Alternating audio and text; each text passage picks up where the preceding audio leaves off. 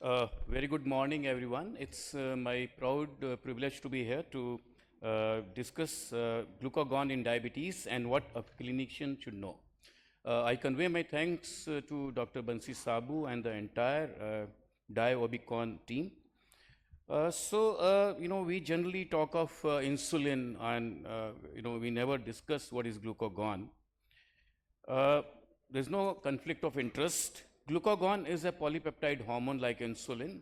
It's a single chain, not double chain, 29 amino acids. Now, what we know is that glucagon is the hormone which gets released when there's a hypoglycemia. This is a general perception, but it is much more. Now we are having glucagon receptor agonist to manage obesity. So that's one aspect. The other aspect is it decreases your appetite and also increases energy expenditure. So this is the one which we have to understand.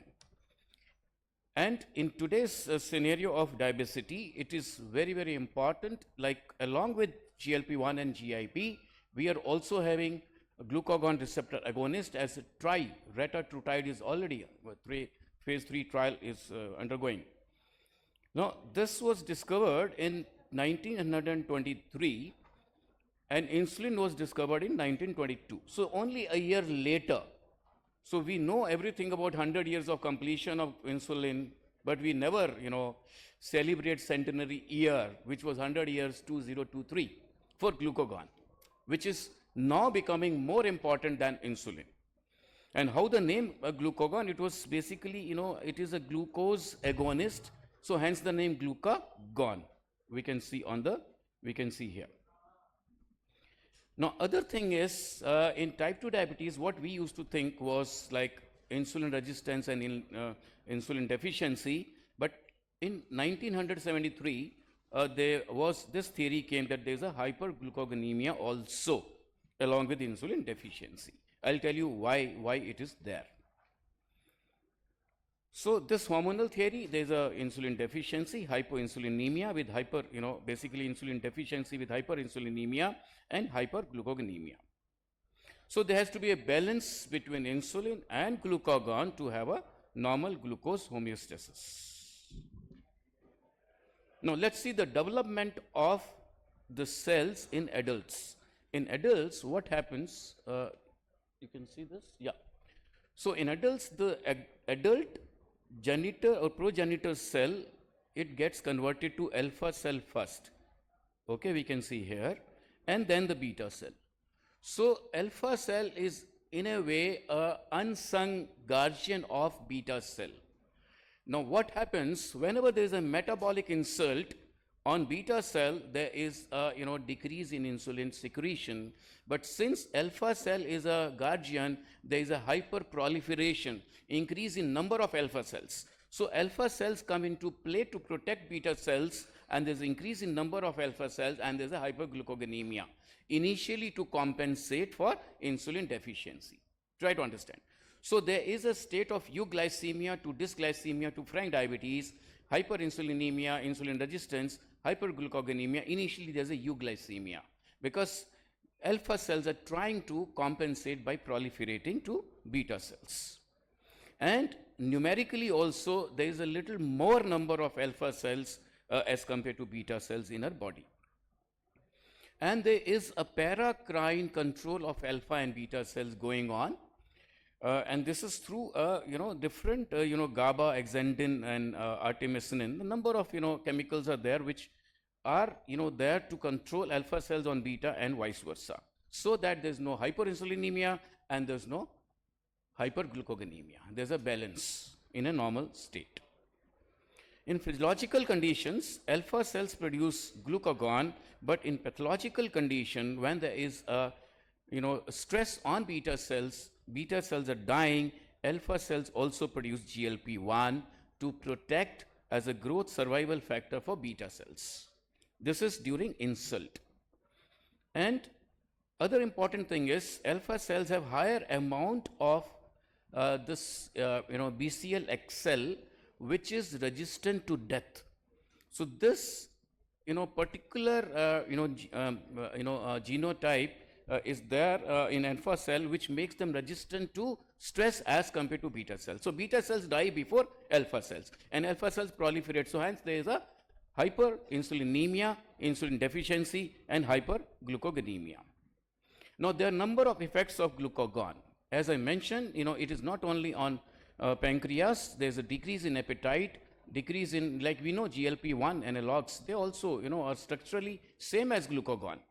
Okay, so there's decrease in gastric emptying, and there's also increase in energy expenditure, and also now there is improvement of inotropic and chronotropic effect in the heart.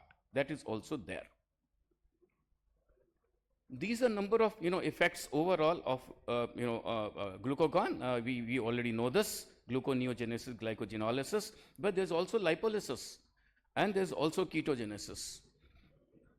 So what this is basically to say that if we use glucagon receptor agonist, there is more of lipolysis and weight loss, and also there is increased energy expenditure. These are all different, stimulatory factors and inhibitory factors for glucagon. So glucagon is a double-edged molecule, which if we give agonist for weight loss, and we can give antagonist for glucose control. Because if there's a diabetes, we give glucagon antagonist, it can reduce blood glucose. So that studies are also going on. So both antagonist and agonist are being developed with this molecule. So glucagon antagonist, I'll talk first. These are the molecules which can be, like either glucagon receptor antibodies are there, or antisense oligonucleotides are there, or neutralizing L-RNA aptamers. There are trials in humans also with glucagon antagonists to control diabetes, to control glucose levels, but they have significant side effects. So let's see whether these molecules survive and ultimately come into the market, but that again will be something good. Another molecule for the diabetes management or hyperglycemia management, antagonist. Skyrin is a molecule, the first glucagon antagonist, which is being developed, and it is like almost nearing its launch, but yes, some side effects are there, and drug delivery system has to be improved. Now glucagon antagonists have shown to even have effects in the liver, and like decrease in glycogenolysis, because normal glucagon increases blood glucose, so there's an inhibition of glycogenolysis and gluconeogenesis. So ultimately control of glucose and decreased complications. As well as in the liver, there is also effect of glucagon antagonist. This is another glucagon antagonist which is being developed. And now in heart failure, we already have 4 pillars of treatment.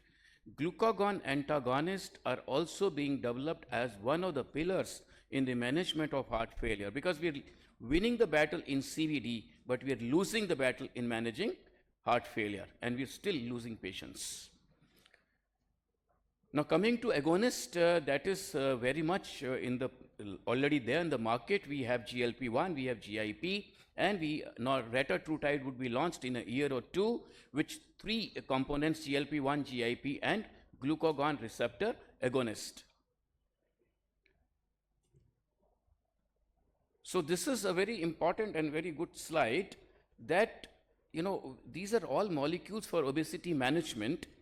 Now just see this: bariatric surgery, this leads to nearly 30% weight loss maximum, not in all the patients, some patients 30%. But look at here, retatrutide number 7. Yeah, this is 24.2%, nearly 25%. So can medical bariatric overrule surgical bariatric? Because surgical, bariatric surgery, there is a part of the intestine gone, and lifelong you have to give vitamins, and there's so many complications, very costly, and everybody is not even fit to get a surgery done. So there are so many if and buts with surgery. So can medical bariatric? And I think the answer is yes, and this is what is coming, that medical bariatric is overruling and bariatric surgery is going down. Now these are the emerging molecules. This is very, very important slide. which are the molecules going to come, and this would be a novel molecule, meritide, which is 2 GLP-1 with 1 GIP antagonist. Very interesting that GIP agonist also leads to weight loss, and GIP antagonist also leads to weight loss. Very, very interesting. And this meritide, this third one, this would be once a month. So it's again a dual GLP-1 with GIP antagonist and once a month injection. So this would be a revolution in the industry. So my takeaway message is very clear that glucagon is no more just a hormone which helps in condition of hypoglycemia. More than that, it has two distinct roles. One is reducing appetite, increase energy expenditure. GLP glucagon receptor agonists are being utilized for reduction in weight, which is the talk of the town. And glucagon is important as both target as antagonist for glucose control and agonism for weight control. So both ways. So glucagon, which we used to think as a friend, as a foe, as a enemy, is a friend, is a solution. It's not a problem. And alpha cells and glucagon ultimately, they are helping the beta cells rather than harming. With this, I conclude and I convey my thanks to everyone.